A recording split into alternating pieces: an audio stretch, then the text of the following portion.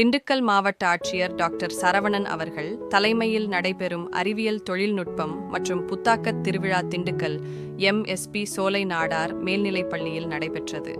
இதில் ரெட்டியார்சத்திரம் ஒன்றியம் சில்வார்பட்டி ஊராட்சி ஒன்றிய நடுநிலைப்பள்ளி மாணவர்கள் விவசாயத்திற்கான பல்திறந்தொலை இயக்க கருவியை அப்பள்ளியில் பயிலும் சபரீஸ்வரன் சந்தீப்குமார் கபில், முகேஷ் ஹரிகரசுதன் ஆகியோர் இக்கருவியை கண்டுபிடித்து திண்டுக்கல் MSP சோலை நாடார் மேல்நிலைப்பள்ளியில் நடந்த கண்காட்சியில் மக்கள் பயன்பாட்டுக்காகவும் விவசாய திறன் மேம்பாட்டுக்காக செயல் விளக்கம் செய்து காட்டினார்.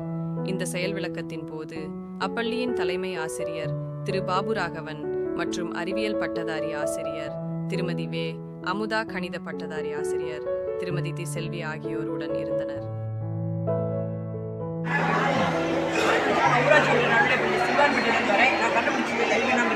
விவசாயத்துக்கான பல்திறன் தொலை இயக்க கருவி. இந்த கருவி எப்படின்னு பார்த்தீங்கன்னா, இப்போ பாருங்க, இதான் தோட்டம்னு வச்சுக்கோங்க. தோட்டத்தை இப்போ தண்ணி வைக்கிறோம். தண்ணி வந்து அவ்வளோக்கா எல்லா இடத்துக்கும் போகாது. பார்த்தீங்கன்னா இந்த இடத்துல தண்ணி நிறையா இருக்குது, இடத்துல தண்ணி போகாது. அதுக்கு பார்த்தீங்கன்னா விவசாயத்துக்கான பல்திறன் தொலை இயக்க கருவி நீர் வந்து தரை நீங்க பார்த்தீங்கன்னா செடி வெட்டுறதுக்கு ஆள், செடி வெட்டுறதுக்கு கரு நிறைய இடத்துல செடி தண்ணி இல்லாமல் வாடி போயிருக்கு. அது களை வெட்டுறதுக்கு 2-3 நாள் களை வெட்டிருக்காங்க. அது களை வெட்டுறதுக்கு கூலி அதிகமாக இருக்கனால களை வெட்டுறதுக்கு யாரும் வரதில்லை. ஆனால் அந்த கருவியை பார்த்தீங்கன்னா செடி வெட்டுறது, ஏறுறது, நீர் பாய்ச்சறது, விதை விதைக்கணும், 4 திறனுமே இருக்குது. இந்த கருவியை பார்த்தீங்கன்னா ஈஸியாக வந்து விவசாயிகள் பயனுள்ள வகையாக இருக்குது. இப்போ லைட்டாக ஏறினால செடியை வந்து ரொம்ப செடி சின்ன செடினாலும் செடி ரொம்ப சின்ன செடினாலும் லைட்டாக மூலியமாக அட்ஜஸ்ட் பண்ணிக்கலாம். அதே மாதிரி கலப்பை இடத்துக்கு தகுந்த மாதிரி அட்ஜஸ்ட் பண்ணிக்கலாம். இதில்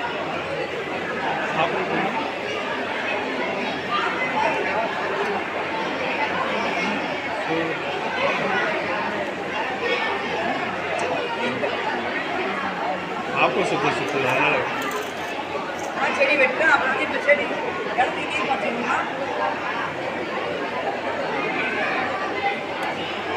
நீர் பார்த்தீங்கன்னா 2 பக்கம் தண்ணி வருதுனால ஏறு விதை போட்டுட்டு தண்ணி பார்த்துட்டு அப்படியே ஏறு முடியாது.